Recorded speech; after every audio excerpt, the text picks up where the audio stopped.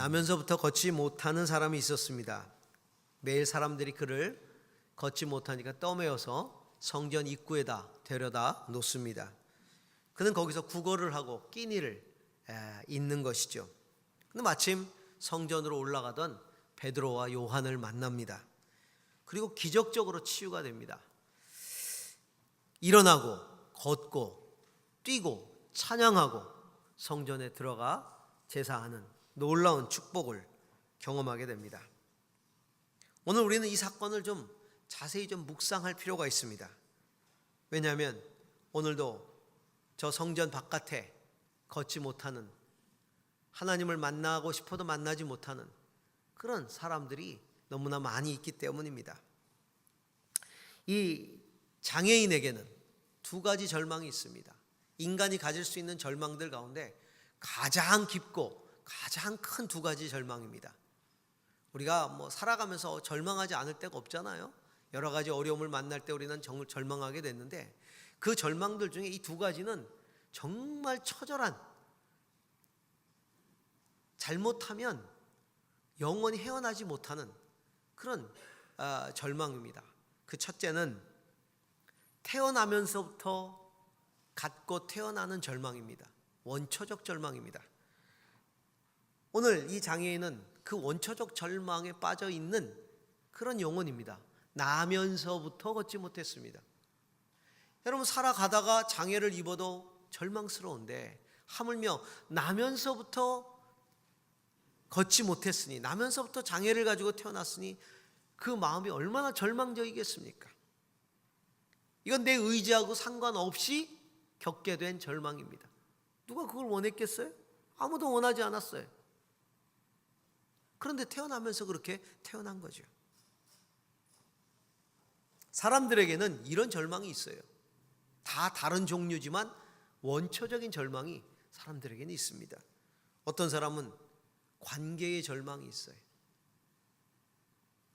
태어날 때부터 그가 태어난 가정이, 그 관계가 엉망진창입니다. 차라리 남보다도 못한 그런 관계 속에서 살아가는 가족들이 많아요. 우리 주변에는 너무나 많습니다. 끊어낼 수도 없고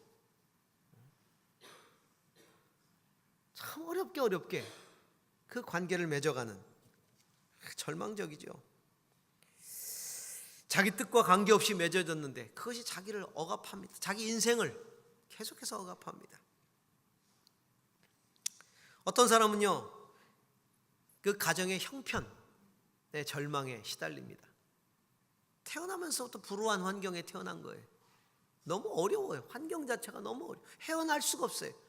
그 어려운 환경에서 벗어날 수가 없어요. 요즘 우리 흙수저, 금수저 그런 얘기 하잖아요. 어렵습니다. 여러분, 흙수저가 금수저 되는 거 쉽습니까? 그거 어려운 일이에요. 헤어나지 못해.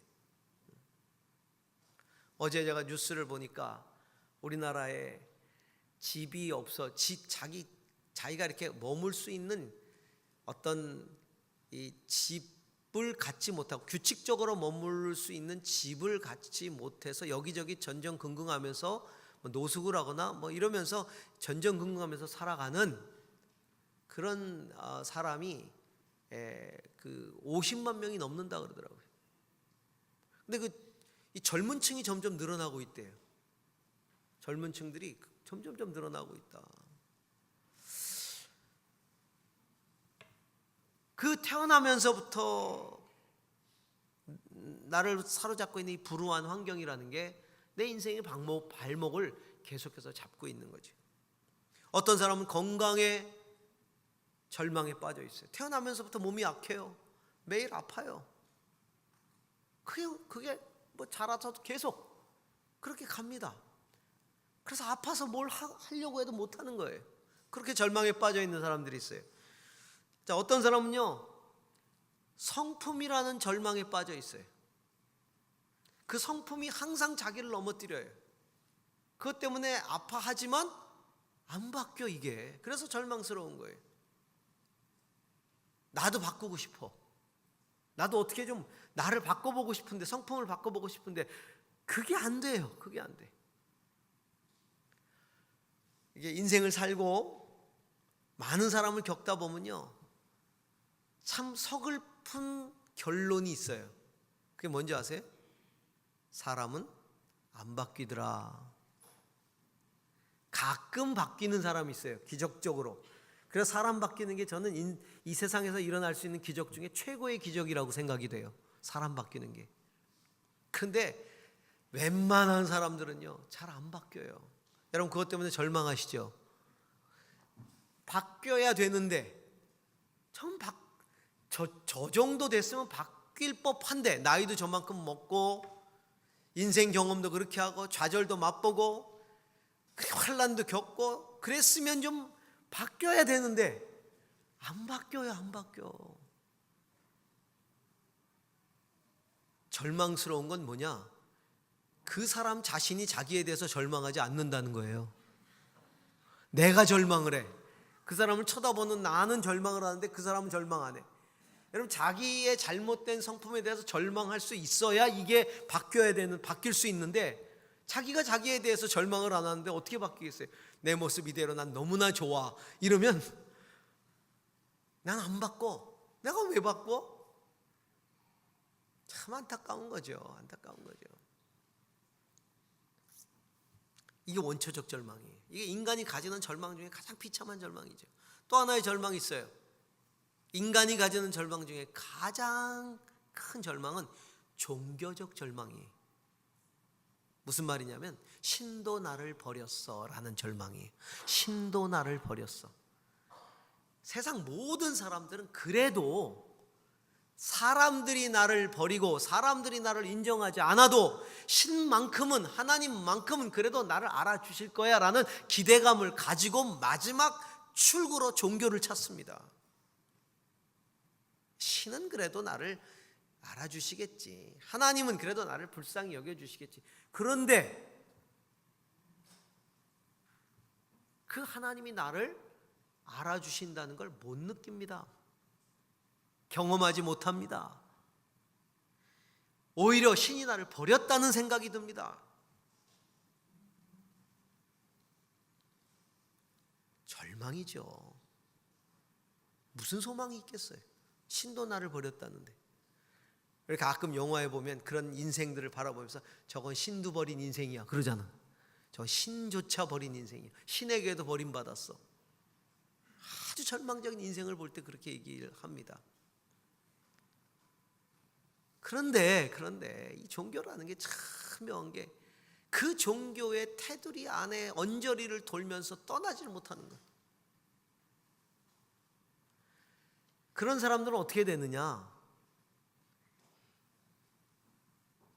신은 나를 버렸지만 종교를 통해서 나는 먹고 살아야 돼, 이런 생각을 가지고 있어요.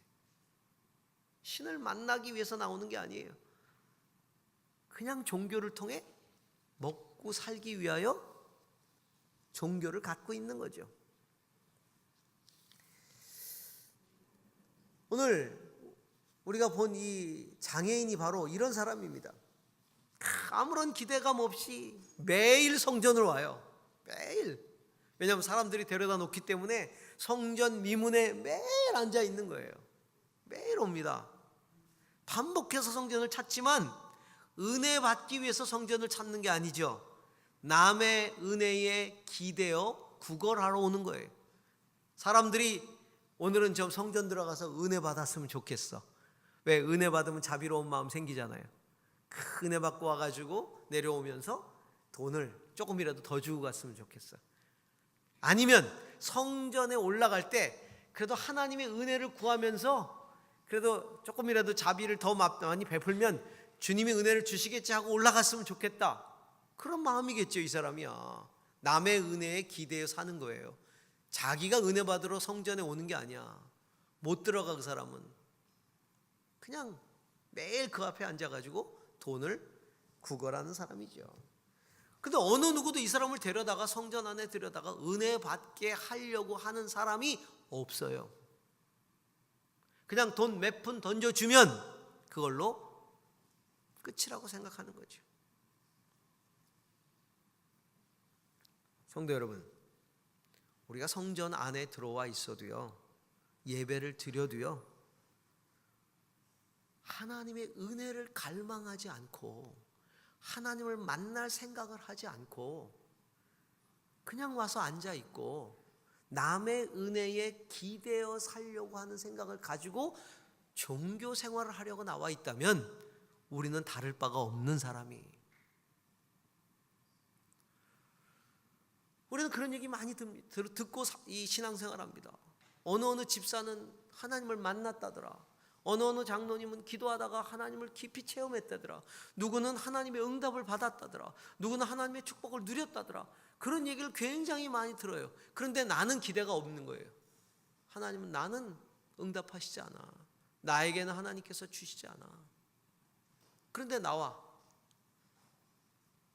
남이 받은 은혜에 조금이라도 기대에 살고 싶은 거예요.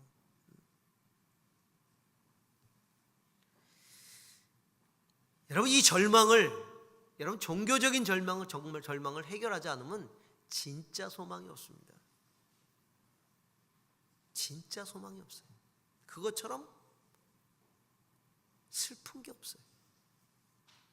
예배당에 나오고 신앙생활 한다고 하고, 그런데 은혜에 대한 갈망이 없고 소망도 없어.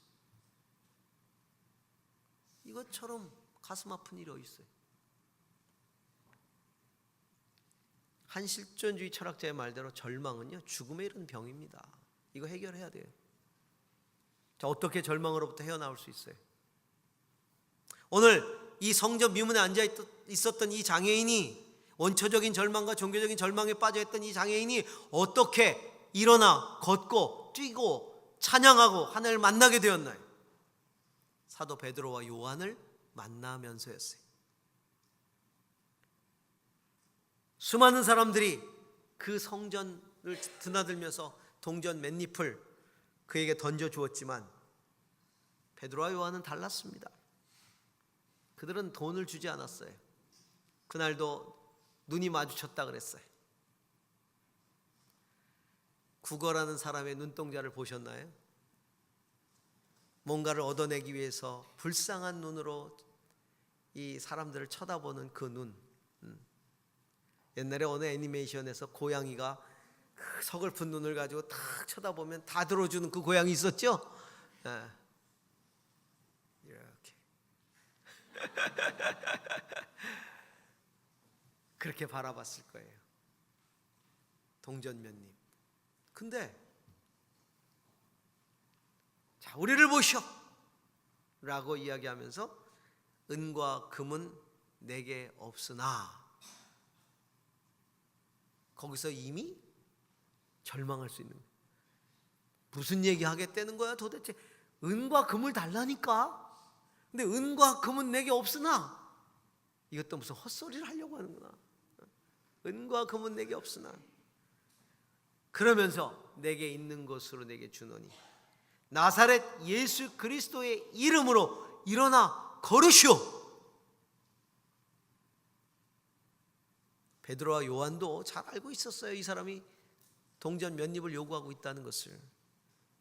그런데 베드로와 요한이 그에게 준 것은 은과 금이 아니라 나사렛 예수 그리스도의 이름으로 행하는 치유의 그 권세를 사용해서 치유와 회복을 가져다 준 것이죠. 예수 그리스도를 통해서 하나님을 경험하게 해준 겁니다. 그 성전 미문에서 성전의 주인 되신 하나님을 경험하게 해준 거예요. 그 하나님의 은혜의 자리로 초청한 것이죠.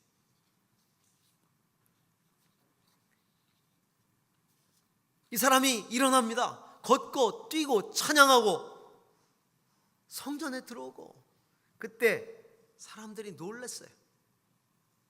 오늘 성경을 보니까 제일 끝에 이렇게 돼 있어요. 그에게 일어난 일로 몹시 놀라며 이상하게 여겼다. 여러분, 하나님의 성전에서 하나님의 경험이 일어나고 하나님의 역사가 일어나는데 사람들은 놀라고 이상하게 여겼다. 여러분, 이게 이상한 거 아니에요? 하나님이 살아계시다는 걸 믿고 성전에 늘 드나드는 사람들이 여기는 하나님이 계신 곳이고 하나님이 역사하시는 곳이다라는 걸 믿으면 그런 일이 일어나면 어떻게 돼요? 할렐루야, 역시 하나님 살아계시군요. 이게 당연해야 되지 않아요? 근데 이상하고 놀랬다. 이상하고 놀랬다. 과거에 어떤 선교사님이 예수의 이름으로 귀신을 내어 쫓을 수밖에 없는 상황 속에서 귀신을 내어 쫓았는데 제일 놀란 건 귀신이 아니라 이 선교사님이었어요. 왜냐하면 귀신이 떠나는 걸 보고 기절하는 줄 알았대. 정말 이게 우리의 영적인 현실이라는 거예요. 아니 그게 무슨 이상한 일이에요. 그게 무슨 놀라운 일이에요. 물론 자주 안 일어날 수는 있어요. 그러나 하나님이 그 일을 하시면 행하실 수 있잖아요. 그때 베드로가 이렇게 말합니다. 이스라엘 동포 여러분, 어찌하여 이 일을 이상하게 여깁니까? 어찌하여 여러분은 우리 능력이나 우리의 경건으로 이 사람을 걷게나 한 것처럼 우리를 바라보고 있습니까? 여러분은 생명의 근원이 되신 주님을 죽였습니다. 그러나 하나님께서는 그를 죽은 사람들 가운데서 살리셨습니다. 우리가 이 일의 증인입니다. 그런데 바로 그 예수의 이름이 여러분이 지금 보고 있고 잘 알고 있는 이 사람을 낫게 하였으니 이것은 그 이름을 믿는 믿음을 힘입어서 된 것입니다. 이 역사는 예수 그리스도의 이름을 힘입어 일어난 것이라는 겁니다. 사람이 일으킨 게 아니라. 성전 미문의 이 장애인은 하나님의 은혜를 경험했습니다. 그 은혜는 나사렛 예수 그리스도로부터 왔습니다. 어떤 나사렛 예수 그리스도입니까? 여러분이 십자가에 죽이고 하나님이 살리신 그 나사렛 예수 그리스도의 십자가에는 치유와 회복의 능력이 있습니다. 우리 죄를 대신해서, 우리의 모든 고통을 대신해서 죽으셨고 하나님이 그를 그 고통에서 살리셨기 때문입니다. 십자가의 능력을 경험한 사람이 십자가의 능력을 경험하게 합니다. 자, 십자가의 능력을 경험하면 어떤 일이 벌어져요? 우선은 원초적 절망의 자리를 떨치고 일어나지요. 사실 이게 쉽게 떨칠 수 있는 자리가 아니에요. 나면서부터 그런 운명 속에서 살아왔으니까 쉽게 일어나지 않습니다. 마음의 절망, 육체의 절망. 그런데 오늘 8절에 보니까 즉시 다리와 발목에 힘을 얻어 벌떡 일어나 걸었다. 그 절망의 자리에서 일어났다는 겁니다. 일어날 수 없는 일이 일어난 거예요. 인간적으로는 일어날 수 없는 일이에요. 원초적인 그런 자리니까, 절망의 자리니까. 십자가는 바로 일어날 수 없는 자리에서 우리를 일으키는 능력이 바로 십자가의 능력입니다. 남들이 말합니다. 너는 끝이다. 너는 소망이 없다. 넌 이제 끝났어. 그런 자리에서 우리를 일으키는 게 십자가예요.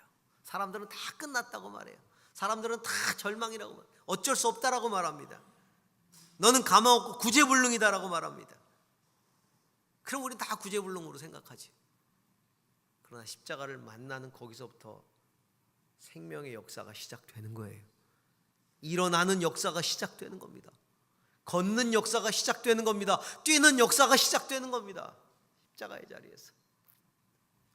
어제 제가 카톡을 하나 받았습니다. 우리 그 트레이너를 하는 대학생 아이가 저한테 카톡을 짧게 보내왔습니다. 목사님, 질문이 있습니다. 성경적 쉼이란 무엇입니까? 끝.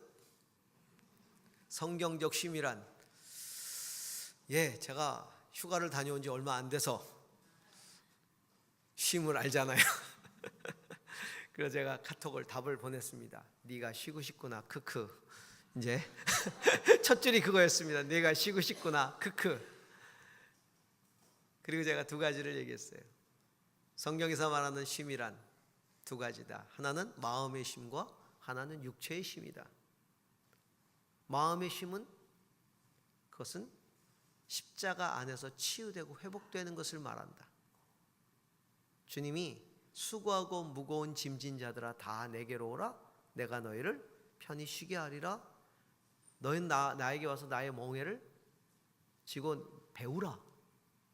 그러면서 마음의 쉼을 얻으리라 그러셨거든요. 그 얘기는 뭐예요? 십자가 앞에서 나의 모든 마음의 짐들을 내려놓고 거기서 쉼을 얻을 때야 진정한 쉼이 있는 거예요. 여러분, 마음의 쉼이 없으면요, 쉬어도 쉬는 게 아니에요. 쉬어도 쉬는 게 아니라니까요. 마음의 짐을 벗어야 이게 쉬는 거예요. 근데 그 마음의 짐을 벗는 건 세상은 마음의 짐을 못 벗겨줘요. 그것은 예수 그리스도의 십자가에 내 모든 마음의 짐들을 내려놓고, 왜냐면 아무한테도 내려놓을 데가 없거든요, 그게. 그러니까 사람들이요, 죽으려고 그러는 거예요. 아무도 그 짐을 받아주지 않으니까. 그런데 십자가 앞에서 그걸 내려놨을 때 예수 그리스도께서 내 마음의 모든 짐을 받아주시니까, 그러니까 진짜 마음의 쉼이 오는 거예요. 그래서 그 마음의 쉼을 얻어야 되죠. 그것은 십자가만이 해결할 수 있는 거예요. 그리고 육체의 쉼이에요. 두 번째는, 그 육체의 쉼은 그야말로 노동을 쉬는 거예요. 하나님 우리를 만드실 때 메커니즘이 하루 쉬도록 만드셔서, 그래야 엿새가 돌아가도록. 하나님도, 하나님 전지전능하신데 하나님도 쉬셨잖아요. 하나님 뭐라고 말씀하셨어요? 나도 쉬었으니 너희도 쉬라는 겁니다. 나도 쉬었으니 너희도 쉬라. 그런데 하나님이 쉬셨는데 우리가 안 쉬어요. 그러니까 하나님 법으로 딱 만들어 놨잖아요. 안식일에. 이름도 안식일이에요. 이름도 안식일이에요. 그건 뭐예요? 안식해야만 하는 날이, 강제적 쉼이. 그렇게라도 쉬어야 돼요. 육체를 좀 쉬게 해야 돼요.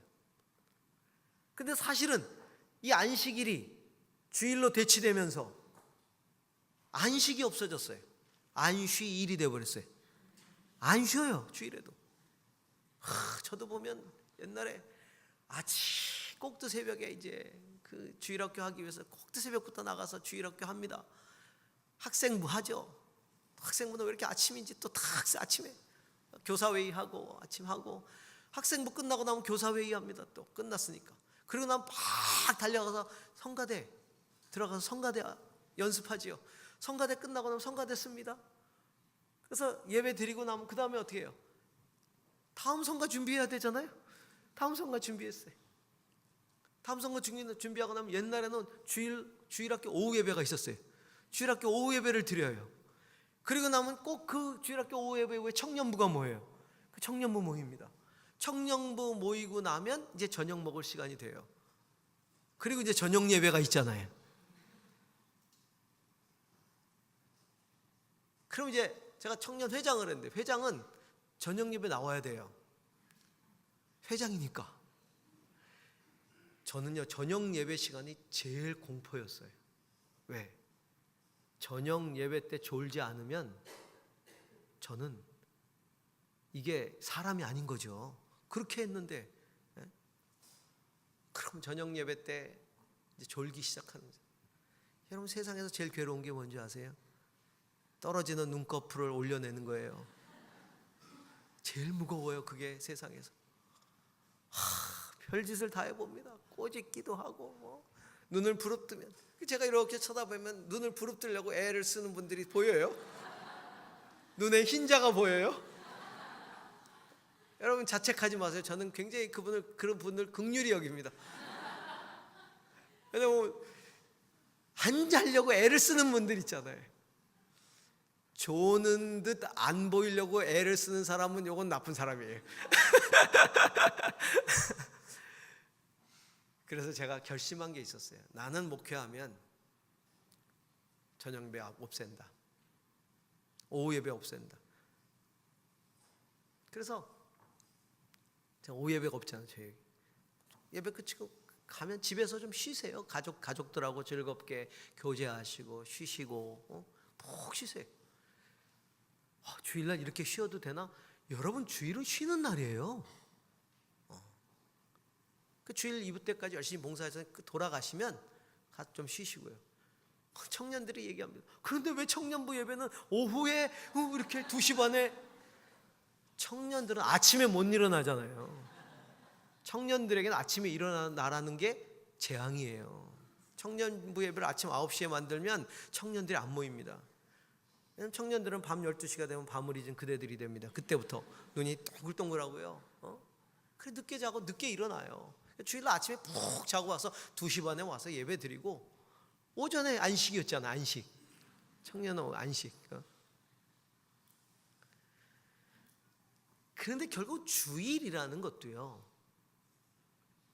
왜 주일이 됐습니까? 예수 그리스도의 부활, 그 주일날 하셨거든.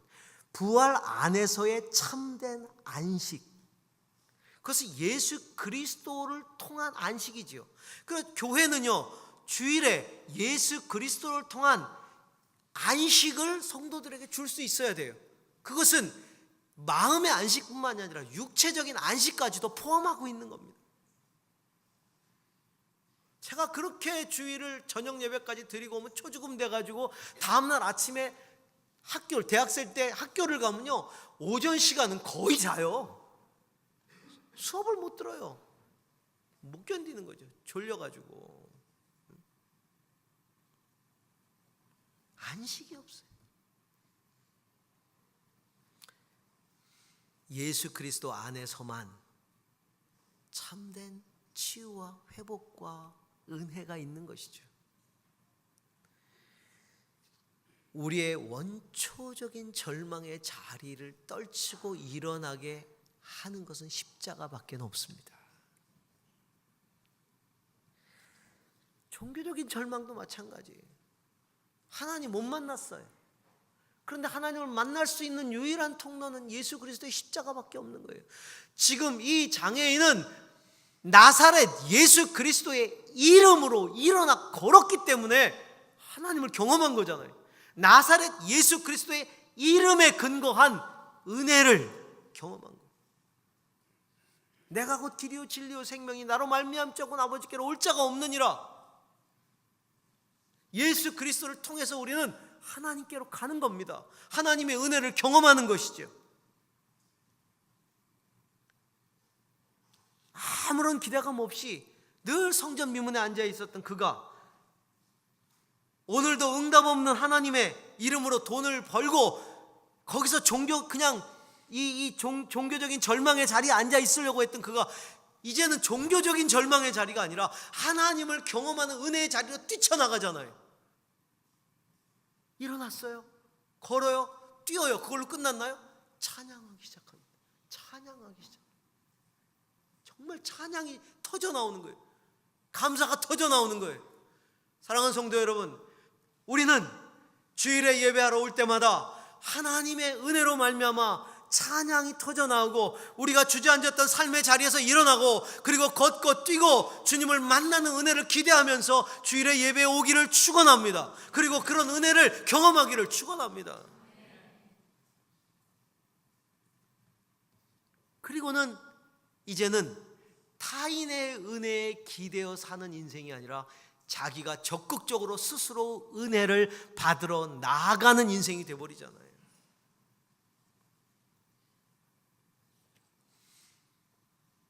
히브리서 기자는 우리에게 이렇게 말합니다. 우리의 대제사장은 연약함을 동정하지 못하시는 분이 아닙니다. 그러므로 우리는 담대하게 은혜의 보좌로 나아갑시다. 그리하여 우리가 자비를 받고 은혜를 입어서 제때에 주시는 도움을 받도록 하십시다. 여러분, 도움은 제때에 받아야 돼요. 하나님의 도움이 필요하십니까? 제때에 나오세요. 그리고 그 도움을 요청하세요. 그리고 제때에 주시는 그 주님의 도움을 받아야 합니다. 은혜의 자리로 우리는 담대히 나아가야 하는 것이죠. 다른 사람의 은혜에 기대어 살지 마세요. 하나님이 내게 주시는 은혜를 경험하세요. 제때에 주시는 은혜. 제때에 주시는 은혜. 저는 예배를 마치고 돌아갈 때 성도님들이 목사님, 오늘 어떻게 저를 아시고 꼭 맞는 말씀을 주셨나요? 이렇게 얘기할 때 하나님께 감사를 드려요. 왜냐하면 나는 그분을 모르거든요. 그분을 위해서 한 메시지는 아니었거든요. 그런데 성령께서 그분에게 그 음성을 들려주신 거죠. 맞춤. 하나님께서는요, 우리 인생을 다 알고 계세요. 다 알고 계세요. 그래서 신기한 거는 똑같은 설교를 했는데 적용이 다 달라요. 왜냐하면 은혜 받는 포인트가 다르기 때문에. 근데 성령께서 우리의 마음 가운데 말씀하시거든요. 사랑하는 성도 여러분, 성전에 왔지만 소망 없이 주저앉아 있지는 않습니까? 남의 은혜에 기대어 살지는 않습니까? 또 반대로 성전을 드나들지만 사람들에게, 성전 밖에 있는 사람들에게 정말 하나님의 은혜를 기대하지 않고 살아가는 사람들에게 몇 푼 돈, 몇 푼 자선하는 거로 신앙의 도리를 다 했다고 여기고 살아가지는 않습니까? 십자가 예수를 제대로 만나야 됩니다. 십자가에서 능력의 주님을 만나야 합니다. 내 죄 때문에 돌아가셨지만 하나님께서 다시 살리신 그 예수를 만나야 합니다. 나사렛 예수. 나사렛 예수의 그 이름을 믿어야 되고 그 이름을 붙들고 선포해야 합니다. 은과 금이 아닌 나사렛 예수의 이름의 능력을 경험해야 합니다. 예수의 이름으로 걷고 뛰고 주를 찬양하는, 그리고 걷게 하고 뛰게 하고 찬양하게 하고 하나님께로 달려 들어가게 하는 그런 은혜가 우리 가운데 있기를 소망합니다. 예.